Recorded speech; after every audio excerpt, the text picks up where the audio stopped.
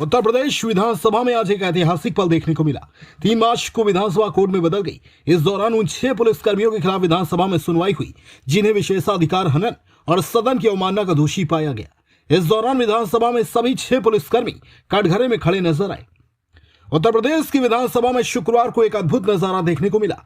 विधानसभा court में तब्दील नजर आई और पुलिस अधिकारी मुजरिम की तरह कटघरे में खड़े दिखाई दिए। विधानसभा में शुक्रवार को कार्यवाही की शुरुआत करते हुए कैबिनेट मंत्री सुरेश खन्ना ने सदन को अदालत के रूप में परिवर्तित करने का प्रस्ताव रखा, जिसे सदन ने सर्वसम्मति से स्वीकार कर दिया। इसके बाद सदन में सभी 6 पुलिसकर्मियों को कारावास की सजा पर विचार करने के प्रस्ताव को भी सदन ने सर्वसम्मति से पास कर दिया। इसके बाद सदन के सदस्यों को इस विषय पर बोलने का मौका दिया गया। सभी दोषी पुलिसकर्मियों ने सभी विधानसभा सदस्यों के सामने माफी मांगी। इसके बाद सुरेश खन्ना ने 6 दोषी पुलिसकर्मियों के लिए 1 दिन का कारावास प्रस्तावित किया। इस प्रस्ताव पर सभी दलों ने सहमति जताई। बता दें कि समाजवादी पार्टी ने विधानसभा से पहले ही वॉकआउट कर दिया था। इसके बाद विधानसभा अध्यक्ष सतीश महाना ने अपना फैसला सुनाते हुए सभी दोषी पुलिसकर्मियों को सजा सुनाई। विधानसभा अध्यक्ष ने सभी दोषी पुलिसकर्मियों को 1 दिन का कारावास यानी आज तक की सजा सुनाई। जिन पुलिस अधिकारियों को सजा सुनाई गई है उनमें तत्कालीन बाबूपुरवा क्षेत्राधिकारी अब्दुल असद, तत्कालीन किदवई नगर थाना अध्यक्ष ऋषिकांत शुक्ला, एसआई थाना कोतवाली कानपुर नगर त्रिलोकी सिंह, किदवई नगर थाने के सिपाही छोटे सिंह यादव, काकादेव थाने के सिपाही विनोद मिश्र और काकादेव थाने के सिपाही मेहरबान सिंह यादव शामिल हैं। इसमें तत्कालीन क्षेत्राधिकारी अब्दुल असद रिटायर हो चुके हैं। Pratham TV news India bureau, Lucknow, Uttar Pradesh. कम से कम इनको अपने बारे में सजा के लिए क्या कहना है। लोकतंत्र में जो जनप्रतिनिधि चुन के आते हैं वो जनता के हितों के लिए ही बराबर, जब सत्ता में रहते हैं तो संसाधन जुटाकर, जब विपक्ष में रहते हैं तो अपनी आवाज़ बुलंद करके ये कोशिश करते हैं कि ज़्यादा से ज़्यादा जनहित हो सके। और जनहित के किसी काम के लिए जब कोई शांतिपूर्ण तरीके से किसी प्रकार से अपना ज्ञापन, अपना प्रतिवेदन देने जिलाधिकारी के वहाँ जा रहे हैं तो जिस प्रकार का व्यवहार किया गया मान्यवर, वो अपने आप में अशोभनीय भी है, निंदनीय भी है और सजा योग भी है। इसलिए मान्यवर आपने यहाँ पर यह व्यवस्था की है कि सभी पूरी विधानसभा आज कोर्ट में परिवर्तित हुई। लेकिन किसी भी निर्णय से पहले, हम किसी भी प्रस्ताव से पहले ये जानना चाहेंगे कि आपका पक्ष क्या है। आपको भी कन्विक्शन के अंतराल पर कन्विक्शन के मामले में कि कितना दंड इनके लिए हो, इनको भी मान लिया, सुन लिया जाए कि क्या स्थिति है। मैं सुन लेता हूँ। आप यहाँ पर उपस्थित श्री अब्दुल समित, श्री ऋषिकांत शुक्ला, श्री त्रिलोकी सिंह, श्री छोटे सिंह यादव, श्री विनोद मिश्रा, श्री मेहरबान सिंह यादव, मैं आपको एक एक करके इस बात के लिए प्रिविलेज देता हूं कि आप अपनी बात कुछ कहना चाहते हैं तो कहिए। श्री अब्दुल समद। परम आदरणीय माननीय अध्यक्ष जी, परम आदरणीय माननीय सदस्यगण, परम आदरणीय तत्कालीन विधायक माननीय सलीम बिश्नोई जी, मैं आप सभी लोगों का सादर चरण स्पर्श करते हुए प्रणाम करता हूं। राजकीय दायित्वों के निर्वहन में जो भी त्रुटियां हुई हो, जाने अनजाने में जो गलती हुई हो, मैं माननीय अध्यक्ष जी से, माननीय सदन सदस्यगण से, माननीय बिश्नोई साहब से हाथ जोड़कर माफ़ी मांगता हूं कि जो भी गलती हुई हो जाने अनजाने में, उसके लिए हमें क्षमा कर दें।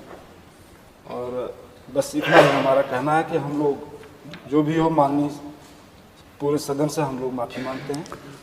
कोई अन्य इनमें से कोई अन्य व्यक्ति कोई बात अपना कहना चाहता है तो उसको? नहीं सर, आप पूछ लीजिए सबसे।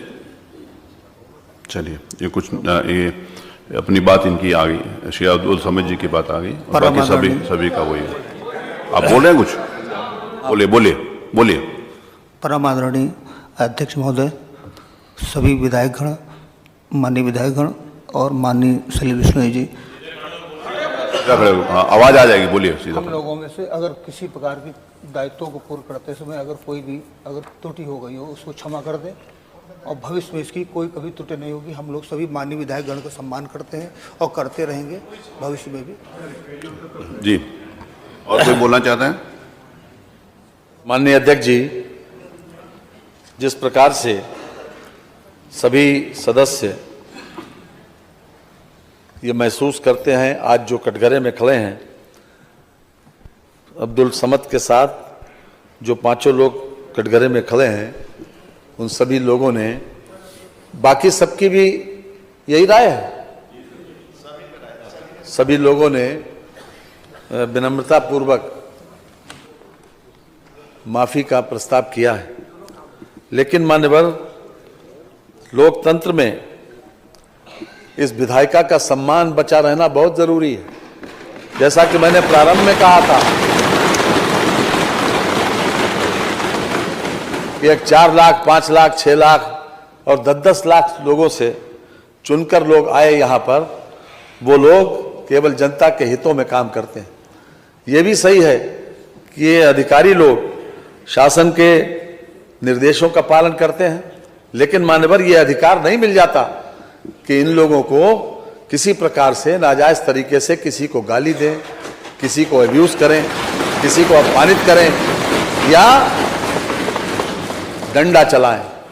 जहां वहां पर कोई ऐसी परिस्थिति नहीं थी कि इस प्रकार का बल प्रयोग करें या किसी प्रकार से गाली दें, और इस प्रकार की स्थिति बाकायदा वीडियोग्राफी में आई है। मानवर, ये सही है कि हम आपसे भी अनुरोध करेंगे कि संवेदनशीलता तो जरूरी है, निभाना भी चाहिए, लेकिन मानवर फिर भी चूंकि आज ये सदन कोर्ट में परिवर्तित हुआ और आपको सर्वाधिकार है हर तरह से, और इसके संबंध में भी कई प्रकरण यहाँ विधानसभा में, चाहे 1959 हो, चाहे उसके बाद सन 89 हो, इसके बीच में भी 1-2 प्रकरण ऐसे आए। लगातार इस बात को सुप्रीम कोर्ट ने भी मेजॉरिटी जजमेंट से इस बात को परिभाषित किया है कि किसी भी तरीके से जुडिशरी और जो व्यवस्थापिका है वो किसी प्रकार से एक दूसरे के काम में हस्तक्षेप न करे। और हम समझते हैं कि यहाँ का ये फैसला, आपका जो फैसला, किसी भी कोर्ट ऑफ लॉ में कोई चैलेंजेबल नहीं है मानवर।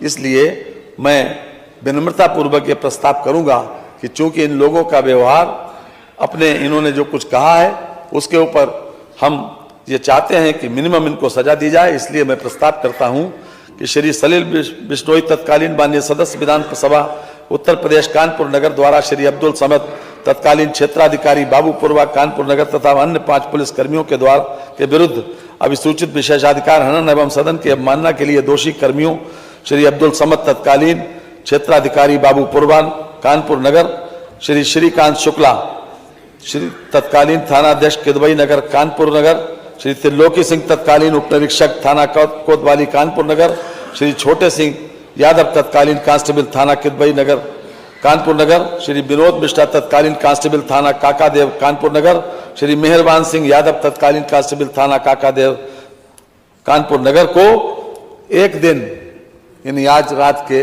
12 बजे तक दिन का कारावास की सजा दिया जाए।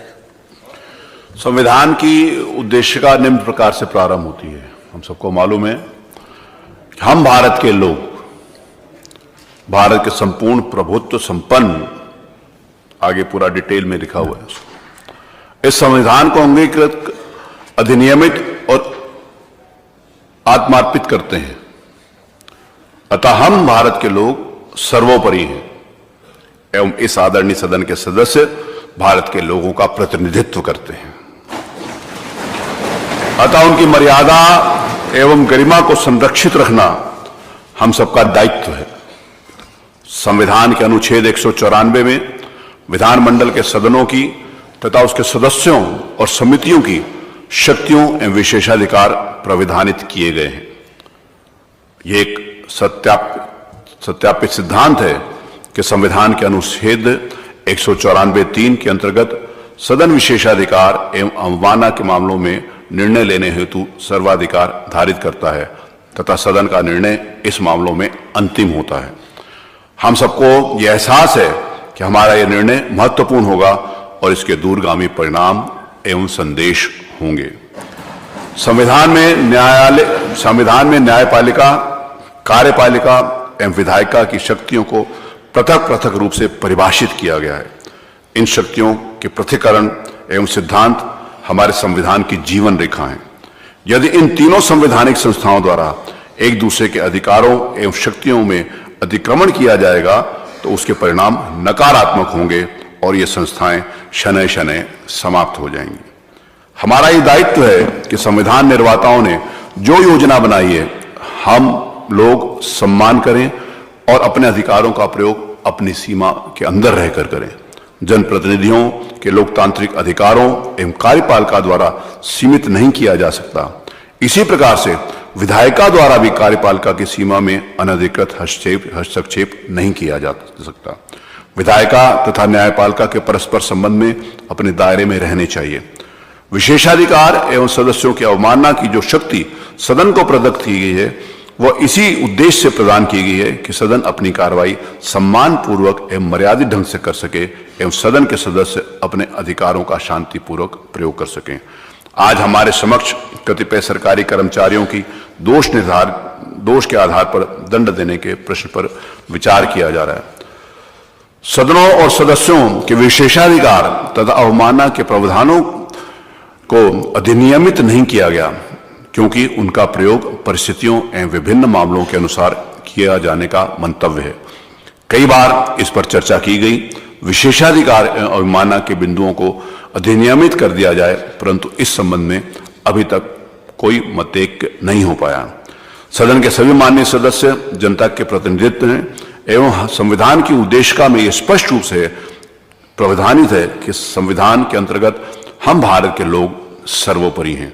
यदि जनता उसके प्रतिनिधियों के विरुद्ध लोकतांत्रिक अधिनियमों के प्रयोग में कोई बाधा आती है तो उसको रोकने के लिए विशेषाधिकार एवं अवमानना की शक्तियां प्रदत्त की गई हैं, अन्यथा यह संस्था महत्वहीन हो जाएगी।